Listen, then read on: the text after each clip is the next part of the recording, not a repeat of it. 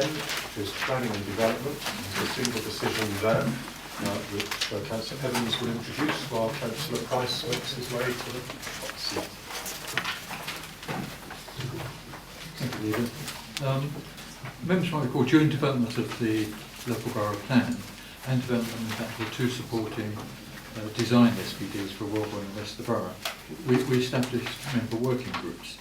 And the benefits of these, as I saw at the time, was to enable members to regularly comment on and contribute to the vision and the strategy and policy development. It gave us great flexibility in terms of meeting commitments and the ability to respond to urgent needs and change needs.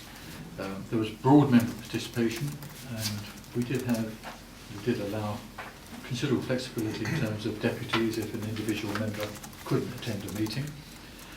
And of course, because of this, we're able to take the time necessary for a thorough consideration of all the elements and help formulate the final reports.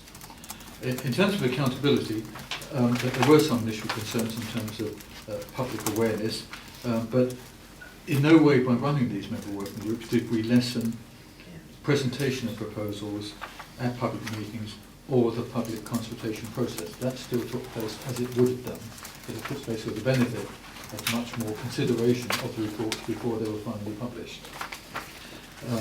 And overall, from my viewpoint, and I hope members would agree, the reports that came to us in terms of the local plan and the design SPDs were excellent documents, and that's partly because of the sheer amount of time we were able to put into it and the flexibility of meeting to discuss those reports.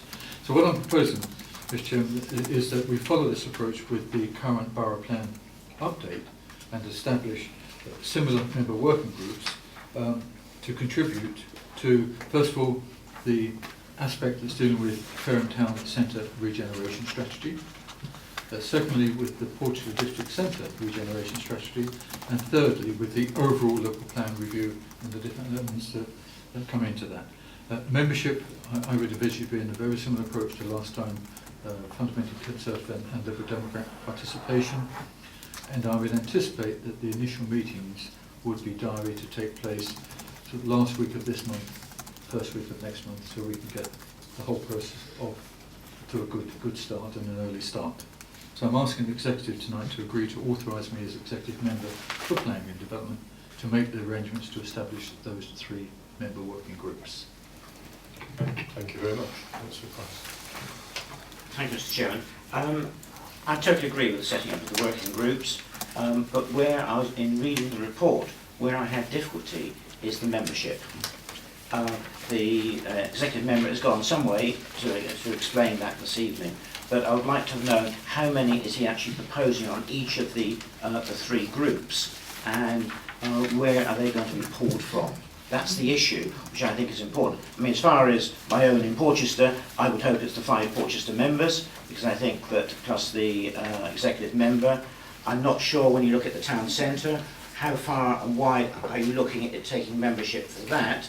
And I accept that the local plan review needs, well, probably across the borough as we had before, with representation from the political groups. So I just wanted a little bit more meat on the bone of how that was going to be done and when and how the process will take place of electing people to those bodies. Thank you, Councillor Price. Well, I think Councillor Evans is proposing there are 5 members for each group, which would be therefore politically proportionate. But as we've done before, I'm particularly thinking of Portchester, that we would be happy to allocate a Conservative place to a Liberal to make sure that the figures will actually work. But the appointments are made by group leaders, so if you can contact yours, good luck. And you might be able to appoint you.